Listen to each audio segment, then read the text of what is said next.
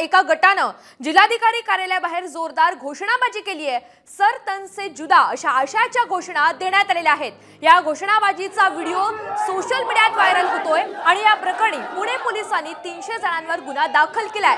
मिळालेल्या माहितीनुसार रामगिरी महाराज यांनी केलेल्या वक्तव्याचा निषेध म्हणून पुण्याच्या जिल्हाधिकारी कार्यालयासमोर महामोर्चाचं आयोजन करण्यात आलेलं होतं आणि याच वेळी ही घोषणाबाजी करण्यात आली आहे।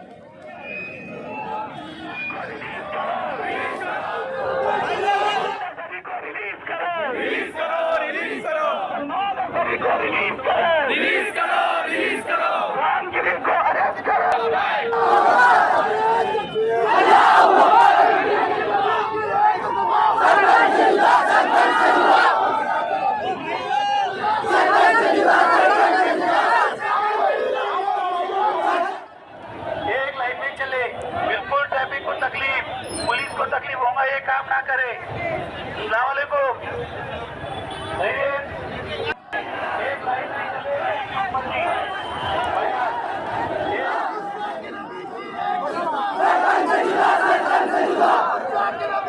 अस्सलाम वालेकुम।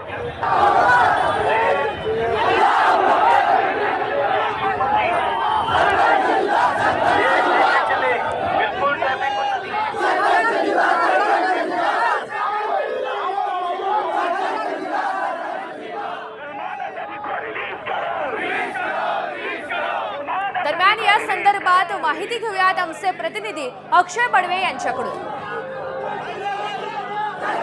रामगिरी महाराज यांनी केलेल्या आक्षेपार्ह वक्तव्याचा निषेध म्हणून पुण्याच्या जिल्हाधिकारी कार्यालयासमोर शुक्रवारी सर्वधर्म समभाव महामोर्चाचं आयोजन करण्यात आलं होतं आणि यावेळी काही ठराविक लोकांनी सर तन से जुदा तसंच टिपू सुलतान समर्थनार्थ घोषणाबाजी केली आहे आणि याच प्रकरणी बंड गार्डन पोलीस ठाण्यात आता तब्बल 300 जणांच्या विरोधात सामाजिक तेढ निर्माण केल्याप्रकरणी तसंच सामाजिक सलोखा बिडवण्याच्या प्रयत्नात या सगळ्यांवर गुन्हा दाखल करण्यात आलेला आहे आणि पुढची कारवाई जी आहे ती पुणे पोलिसांकडून सुरू आहे। या संपूर्ण प्रकाराबद्दल बोलण्यासाठी आपल्या सोबत आहेत आमचे प्रतिनिधी सागर आव्हाड, अधिकची माहिती देत आहेत। पुण्यातील जिल्हाधिकारी कार्यालयासमोर सर तन से जुदा अशा घोषणा ज्या आहेत त्या देण्यात आलेल्या आहेत। जातीय तेढ निर्माण करण्याचा प्रयत्न जो आहे तो करण्यात आला। या पार्श्वभूमीवरती 200 ते 300 जणांवरती बंड गार्डन पोलीस स्टेशनमध्ये गुन्हा दाखल करण्यात आलेला आहे। रामगिरी महाराज यांच्या वक्तव्याचा निषेध करण्यासाठी मुस्लिम बांधवांकडून सर्व धर्म समभाव हा मोर्चाचं आयोजन जे आहे ते करण्यात आलेलं होतं। या मोर्चाला परवानगी नव्हती, यामध्ये वेगळ्या घोषणा ज्या आहेत त्या देण्यात आलेल्या आहेत आणि बंड गार्डन पोलिसांमध्ये या 200 ते 300 जणांविरुद्ध हा गुन्हा दाखल करण्यात आला आहे।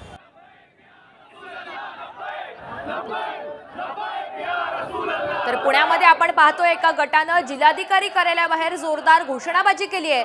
सर तन से जुदा अशा आशयाच्या घोषणा या ठिकाणी देण्यात आलेल्या होत्या। दरम्यान आता पोलिसांनी कारवाई करत 300 जणांविरोधात गुन्हा दाखल केलाय।